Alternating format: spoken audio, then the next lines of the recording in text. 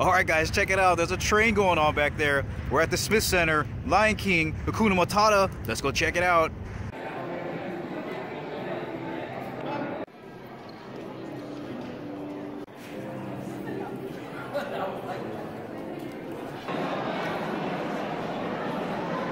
All right, guys, let's talk about the Lion King.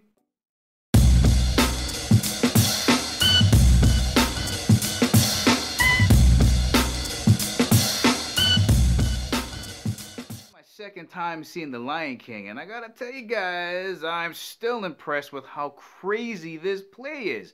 Now, if you haven't seen the cartoon movie by Disney, do yourself a favor, go and watch it, and you're gonna wonder how in the heck did they get all of this craziness from the cartoon onto the stage. Trust me, guys, the big musical numbers, the big scenes, the colors, the sound, the costumes, it's all there. It's all still there, with the exception of one thing that I'm going to talk about a little bit later on. But let me tell you what my 4 favorite scenes were from The Lion King. Of course, the first scene you're going to like is the opening scene, because the opening scene of the play almost mimics exactly what the opening scene is of the cartoon movie. The colors, the purples, the oranges, the yellows, that sound, na na na na na na na na na, it's all captivating. So here's how they kind of trick you. So the music comes on, and the sun comes up out of the stage, right? Just kind of slowly coming up like this.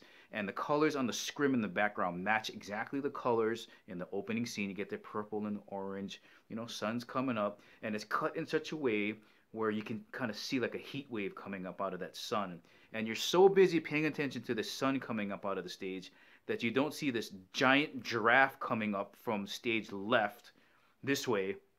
And then you shift your attention to the giraffe, and then you look back at the sun, and you totally miss this elephant walking down the aisle, and the cheetahs and the gazelles and all these other animals are feeding their way onto the stage. And as soon as you know it, there's birds flying overhead, and Simba's up in the air, and boom, you get that drop, just like in the movie. And that is going to be your first favorite scene. Let's move on to number 2. Now, number 2 is a good one, because in the cartoon movie, I Can't Wait to Be King, is this psychedelic acid trip scene where there's animals piling up on top of animals. Nala and Simba are tumbling all over the place, and the colors are really vibrant. They're almost neon pastel, bouncing back and forth, and you wonder how they're going to do it. Well, I tell you what, they do it. They do it with really bright colors on the costumes and the super intense bright lighting used to highlight the characters. So Nala and Simba end up riding on these crazy puffy animals, and the type of weird creatures, they were like Dr. Seuss type elephants and giraffes that just came on for that scene. So when you watch the movie and you see that scene where his "I just can't wait to be king," it's intense, and you guys are going to be really happy when that scene comes out, because it matches exactly how psychedelic. I almost thought I was on acid. So that was my second favorite scene from The Lion King. Let's move to number 3. Scene number 3, you got to give it up to Uncle Scar doing his Be Prepared. The way that they recreated the greens and the yellows and the smoke coming up out of the stage, the marching hyena army, the way that they casted the shadows. In the cartoon, it's really diabolical, but the way that the guy sang, the guy playing Scar sang it, and the way that the army marched, it just exactly copied what was in the cartoon, and it was very well done. The layers of rock that the hyenas were standing on, it really made you feel like not only you were on the stage with them, but it felt like you were watching the movie at home. Let's move to number 4. Number 4, the Stampede scene where Mufasa dies and Simba runs away. You wonder, how are they going to recreate a stampede on stage? And what they did was they made a stampede rotisserie. So they had all these wildebeest heads way back on this rotisserie, and when it was time to let him rip, all these heads were turning in the background, and it looked like they were coming at Simba, who was just running in place on stage.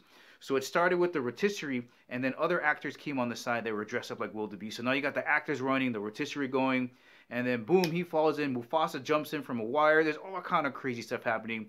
So many different things going on at the same time. It's just really creative ways to bring something that was in the cartoon movie onto the stage. Well done. So yeah, you got the problem of getting the cartoon onto the stage, and the other thing you got to worry about is you have human actors playing animals. Some of them talk, some of them don't talk, but the important thing is, for the ones that don't talk, they have to mimic the behaviors of whatever animal they're trying to be. And I think it was the cheetah or leopard, But his mannerisms haven't changed from the mid 2000s when I seen it till now. He's got a really good posture, walks like this, checks one ear, checks the other ear, stretches. And to that point, all the other actors really mimic the mannerisms of whatever animals that they were playing. And you put that together with good puppetry and good costuming, that body posture and behavior just adds to the overall performance. Now, the other thing I want to talk about is my favorite prop and the prop that I hated the most. The prop I was the most impressed with was Mufasa's head. And what I'm talking about is a scene in the cartoon where Simba's like, "You said you always be there for me," and then Mufasa's head comes up in the cloud. You can do that in an animation. You can make a face appear out of a cloud. How do you do that on stage? Well, he's sitting there wondering what's going to happen. You know, you see night stars. Night stars are kind of blinking, blink, blink, blink, and you don't even notice it, but the clouds come together and they form this huge, I think it's a wooden head of Mufasa. The eyes, one of the, like two of the stars drop down, become the eyes, and then the rest of the face forms. And it must have been like 30 by 30. The head was huge. That's got to be the most impressive prop I've seen. Better than the helicopter from Miss Saigon. Better than the chandelier falling from Phantom of the Opera. This thing was impressive. Now, the prop that I continuously have issues with is Pride Rock. Like, I understand that Pride Rock, the way that the stage moves, has to fold into each other to get off stage because it turns around and has to get off stage. I totally understand that. But the way that it looked like pieces of wood. In fact, it looked like a bunch of refrigerator boxes that were painted with black that looked like wood. It looked like a cardboard armadillo. And there was no ledge. And I thought I remembered way back when I saw it for the first time, I thought there was a ledge. And it bothered me because it doesn't look like a rock. It looked like wood. It's not Pride wood. It's Pride Rock. So if you don't believe me, look it up online. You can see it. It looks really weird. But that was my problem that I had the most with the prop that I hated the most and the prop that I liked the most. Alright, let me tell you about the characters I like the most. Number one, my favorite actor is Scar. The guy that played Scar just straight knocked it out of the park. His comedic timing was great. His super sinister cackles and laughs, his body mannerisms, all communicated, "I am a scumbag." Good job, Uncle Scar. Rafiki was fantastic. Zazu was unreal. I think he had a mention of Twitter in there. There was some Angry Birds references. I think there was like a caw sound in there.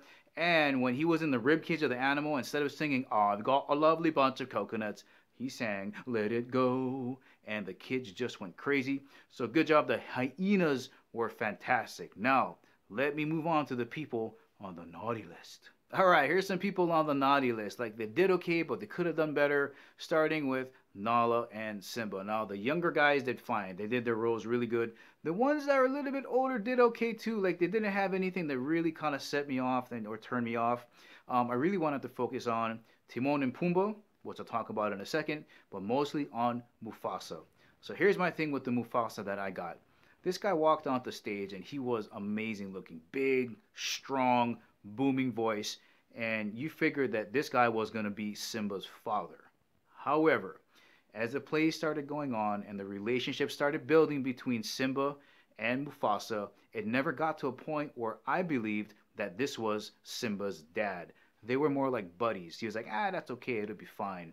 And you cannot have that in The Lion King. It is absolutely disastrous. And it could have been disastrous if it had been for all of the other elements, the big musical numbers, the coloring, the lighting, the strong acting from other performers, the costuming. If any of those other things were lesser, it might have exposed that relationship between Simba and Mufasa.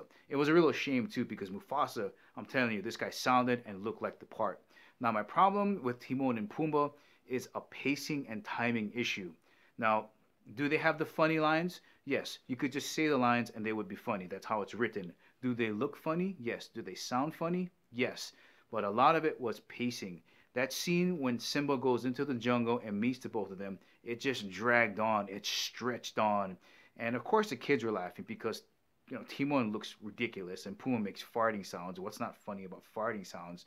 But when you're trying to get through the action, pacing is really important. For example, one of the plays I was in, we had a director that would come in after Act 1 and would let us know, hey, you guys are running fast. You guys are 10 minutes fast, or you guys are 10 minutes slow. And depending on what we're doing, like if you're 10 minutes fast, that either means you're blowing through lines and you're dropping lines, or you're saying your lines so quickly that you're not letting the audience get the meaning behind the lines. You're just rushing through them, and that's really bad. Now, on the other end, if you're taking too long and you're dragging out the scene, the audience is falling asleep. And I gotta say, Timon and Pumbaa, like Nathan Lane, come on, that's the funniest part of that. I was kind of lulled to sleep by these two guys. So those were my problems with Mufasa, Timon, and Pumbaa. But overall, guys, are you going to get the big time production you expect to see from Disney? Absolutely. If you want to see how they got the stuff from the movie onto the stage, if you've got kids, if you want to go and see it, you got a chance, you have to stop by and see The Lion King. Guys, that's the ending of my review for The Lion King. I hope you enjoyed it. If you liked it, please give me the thumbs up. If you haven't subscribed to Chemo365, please do. And remember, I'll catch you guys later.